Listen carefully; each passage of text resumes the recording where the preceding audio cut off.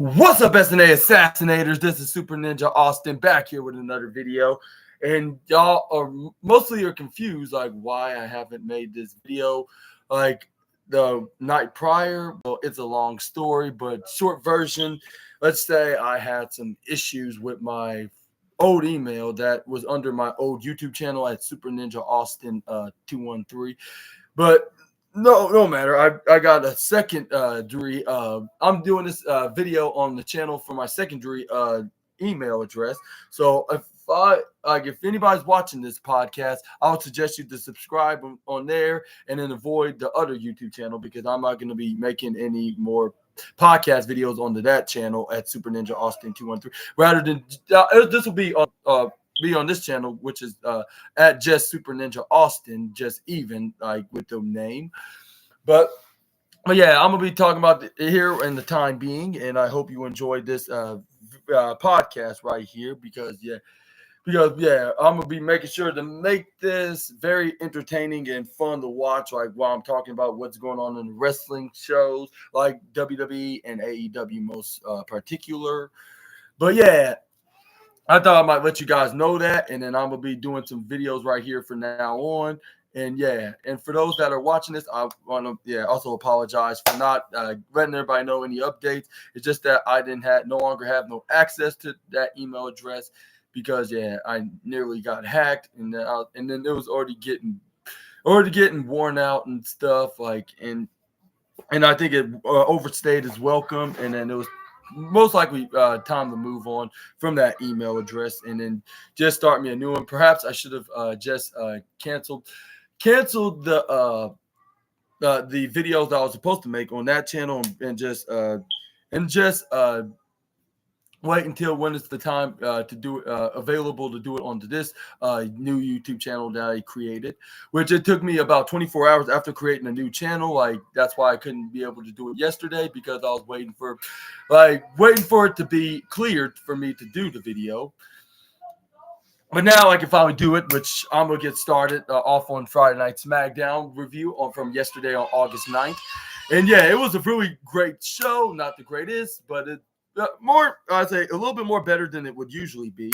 Like rather than being struggling, and then they're right back on track. Like when it comes to either storylines that's exclusively on the SmackDown brand or something to build up for the upcoming next pay-per-view, which will be Bash in Berlin. And then we finally got to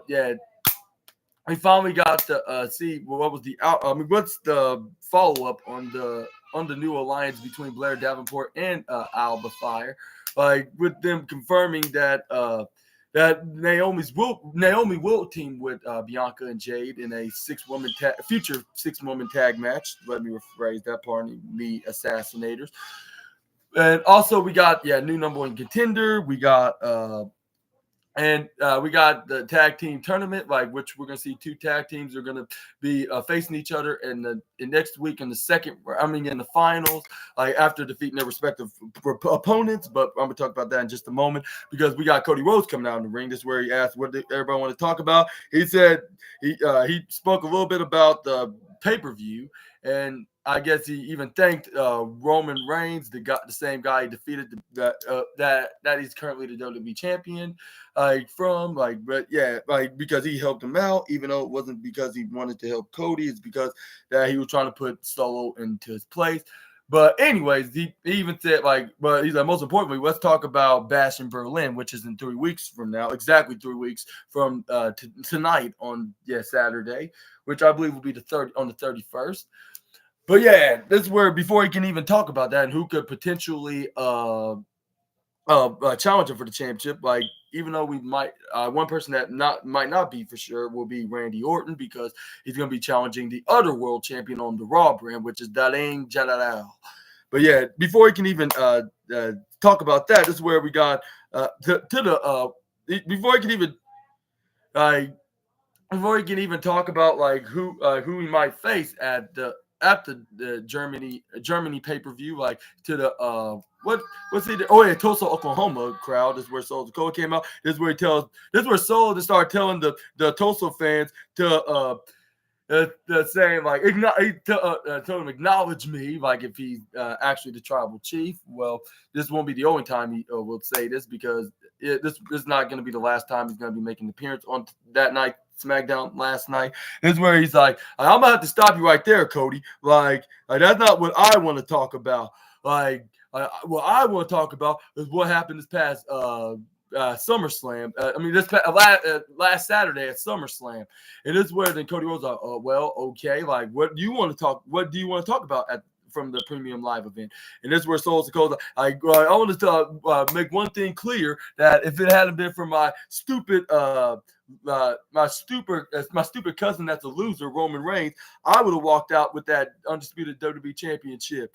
And then this is where then fans start booing, and they start using some very profanity languages by saying "F you Solo" and maybe another language that I'm not caring to share with you assassinators. But yeah, this is where Soul Sikoa then told him to shut the hell up. Like, shut the hell up, Tulsa. I'm the one with the microphone. And then, they did not care. They started booing her out. And this is where then he demanded Cody Rhodes to get a rematch. And it doesn't matter like what they want or what you want or anybody else in the management want, or even Roman Reigns. And this is where Cody Rhodes was like, that does not work that way. I'm not going to automatically give you a rematch when you just lost in a fair match. And he's and he said, you lost on your terms, like you didn't get the job done, and it was your fault for cosplaying the tribal chief, to the point that the real one actually showed up and finally prove you wrong into that what's that? Into that circumstance or something like that. Or wherever he said, but this is where he says, so deal with it. And then this is where he said, you're so delusional. If you think that I have any plan for a rematch, then you must be insane if you even have the plan to the demand for a rematch. Is where Soul Sikoa was I will get a rematch. This is where he was about to get in the ring, but this is where then we got Kevin Owens luckily came out there to scare off the bloodline with him. Got two steel chairs, gave one to Cody Rhodes. This is where Cody was like, where are you going? This is where they backed down. This is where they went right up on the stage. This is where they're like, never mind, I'll deal with you later. But right now, I got Roman to worry about. And he's like, I'm going to be looking for him all over backstage. And I was like, if it hadn't been for Kevin, with those steel chairs, it would have been a totally different story. But that's a different story for a different day, because this is where looked like Kevin Owens is about to go back to his locker room and leave Cody Rhodes alone and have his moment. But this is where Cody Rhodes actually, Kevin, I want to speak to you, and he's and he asked him do you want to be his challenger, his next challenger, let me rephrase that, at the upcoming Bash in Berlin pay-per-view, which that's in the next 3 weeks, which I should say 21 days, I should say. But this is where Kevin Owens is I appreciate and I respect and appreciate your offer, but I don't deserve it. I haven't or he said championships are meant to be earned, and I have not earned the shot at the championship, and that's why I never got one at all from the last from the last few months, or the last year I should say, because it has been the beginning of 2023 since the last time he challenged for that said belt. But and this is what makes the wrestling WWE great, at this in this way, because of pointing out the obvious and trying to follow their own rules and not trying to change it up just because of one angle. Come on, if it was the Vince McMahon regime, this would probably not be happening like this. With even if somebody challenged them for a shot, the belt, they would ignore the fact that what's that word? They would ignore that it's just the free for all. And thinking that championships are meant to be sampling to challengers that has yet to win a number one contenders match. but yeah, this is where Kevin Owens, but even though, yeah, Kevin Owens does deserve a shot at a singles championship, it's been way past due for that. But yeah, you can kind of understand where Kevin's coming from, because look at his win-loss record, not so good. Like, he needs to improve that. But at the same time, I don't think at this case, like, it doesn't even matter, because even Cody was like, yeah, like no, like don't worry about that. Like, I believe, like, I know it, like, and you know it, and some of these fans know it, like, you actually do deserve a shot. And this is where the fans like, you deserve it. And then Cody Rhodes like, see, like, and now, like, God mentioned this, like, how about I just talk to Adam Pearce and make this match official? Kevin Owens tried to stop him once he got out of the ring. This is where Kevin Owens like, yeah, you're making a big mistake, Cody. Like, you need to reconsider, like. Reconsider of giving me this shot at the championship. This is where we got Nick. That's where they talked to Nick Aldis. This is where Nick Aldis was like, no, yeah, like, perhaps you're right, Kevin Owens. Like, and actually, I was thinking about giving a rematch to Roman Reigns. And this is where Kevin Owens was a bit a little angry. I'm not sure about angry. I'll say maybe offended. Like, I'm not sure if I got the words right, but yeah, he was like what? Like, and like, that's the last guy that deserved a shot at the championship. Like, and he pointed out the logic here, like, saying like what did he did to deserve another shot at the Universal Championship, or what TV time on WWE, like, from the last few years,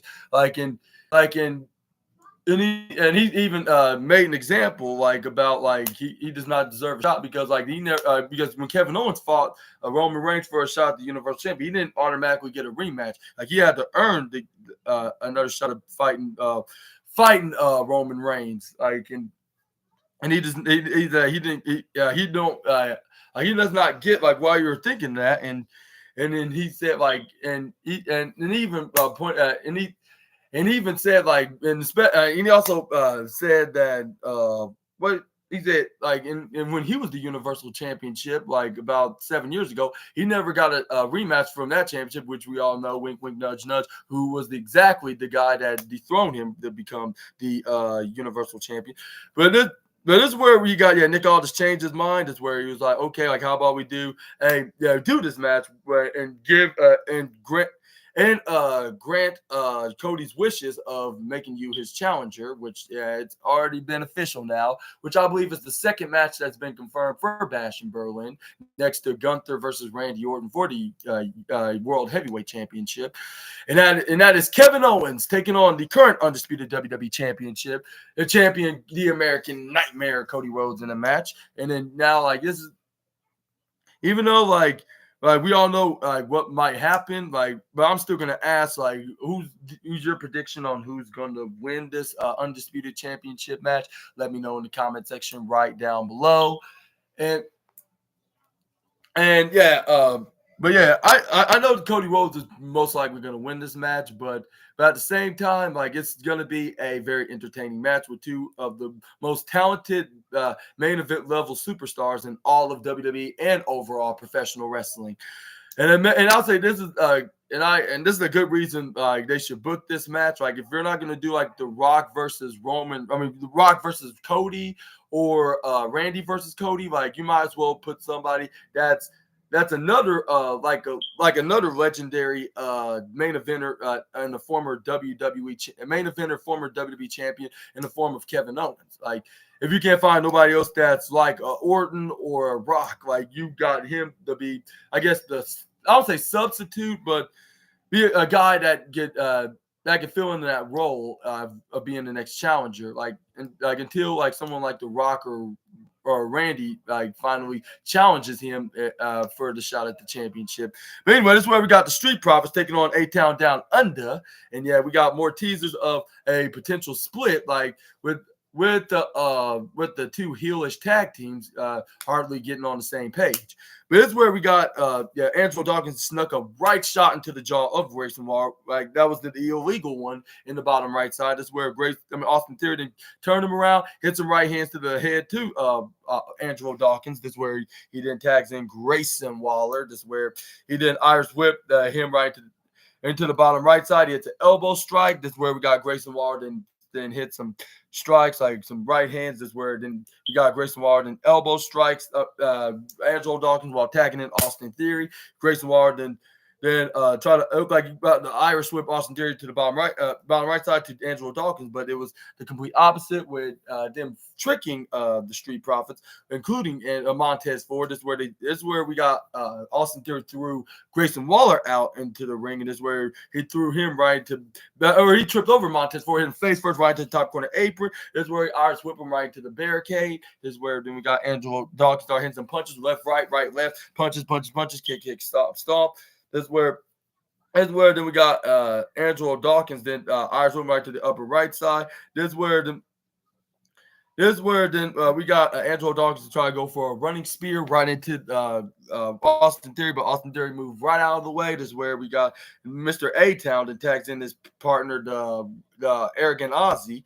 This is where Grayson Waller clap is who's with the team? Grayson Waller. And this is where the fan is like not so much of a response to the former WWE Tag Team Champion, but this is where he did the shrug emoji, went right to the right side. He slid right down like a baseball slide, but he landed like safely on his feet, and then hit a runaway clothesline onto Angelo Dawkins. This is where they started talking trash on the B-Fab, but B-Fab saying like, I don't understand why you're talking to me for. Like, I'm not the one fighting you. And this is where she was like, if I was you, I'll be worrying about the boys and not me. And then, this is where then we got Montez Ford then hit a Superman cannonball dive right on to both Austin Theory and Grayson Waller of the A-Town Down Under team. This is where fans start chanting, "We want the smoke. We want the smoke," which is a very catchy catchphrase from the tag team. Like, and even they even had my brother even saying that, like a guy that don't really watch much of WWE like he used to, only watch like every now and then, like every other day, like they have even him start saying the catchphrase, which is very catchy, by the way. Like, yeah, for the last 5 years of them being this popular tag team in WWE, like they doing a pretty fantastic job with their charisma and their characteristic personas, I should say. Yeah. But let's move on. This is where we got Grayson Waller then got Montez Ford into the offense side of the position, like trying to do everything he can to defeat the Street Profits member. But this is where he always keeps kicking out every single time. But this is where we got him try to go for a back suplex. And Montez Ford flipped right out of it, right behind it, hit a belly to back suplex of his own. This is where then he dove for a kip up right afterwards. This is where Montez Ford followed up with a moonsault, like if he could, a standing moonsault, like if he was his wife, the EST. This is where they try to go for a pin. However, unfortunately, Waller kicked out at 2.2. Montez Ford then head up right up on the top rope in the upper left side. Try to go for that high in the heavens frog splash, but this is where Grayson Waller moved right out of the way, unfortunately. This is where then we got Grayson Waller then send Montez Ford right to the bottom right corner side, hit a clothesline. This is where we got. That's where they tags in Austin Theory. This is where they hit their double discus forearms right into the head of Montez Ford. But he kicked out of that 2.3. And I was like, wow, like I kind of expected him to kick out, but not in that manner. But anyway, this is where we got Montez Ford then flip right out of the suplex that Austin Theory was attempting to do so. But this is where we got Grayson Waller then trip Montez Ford right over outside the ring. This way got whack him right here. While the referee was distracted to Austin Theory, like of him barely standing right in the middle of the ring, checking if he can still compete in this match. But this is where we got Montez Ford then hit a suplex. A super kick. I don't understand why I even said that for. But this is where he hits a super kick onto Grayson Waller. He sent him right and to the bottom right side. But this is where then this is where we got Angelo Dawkins pulled a Keith Lee by doing a shoulder pounce right into Grayson Waller, landing him right onto over the barricade, right into the timekeeper's area. This is where then Angelo Dawkins, and we're right back to his post. This is where we got Austin Theory to try to take advantage of the moment, like of Montez Ford being distracted for 5 seconds right there. But this is where he gets step up instigated by Montez Ford right off the right corner side apron. This is where we got Austin Theory trying to go for A-Town down, but this is where Montez Ford kicks foot right out of it. This is where they try to go for the electric chair blockbuster maneuver right onto Austin Theory. This is where they successfully did so. This is where we they got a 1-2-3 in the winner of this match on the first round of the WWE Tag Team Championship Tournament, the Street Profits. And then they're going to be taking on either Pretty Deadly or DIY, which we're going to see later on, like right before the main event. But until then, we're going to go to the next slide. But I want to ask you, what was your thoughts on the Street Profits? Well, yeah, the Street Profits winning, and do you think this was the right move? Let me know in the comments down below. I think generically saying like yes, because the Street Profits has been way past due for the Street Profits to get some tag team title tag team title opportunities, and then maybe Montez will be right. Like if they do win the title, then it's a sign that that WWE are seeing them as future single stars. Like once they get that opportunity, but yeah, I think they should go after the tag titles, and even if they do lose, then it wouldn't make them weak. Not necessarily.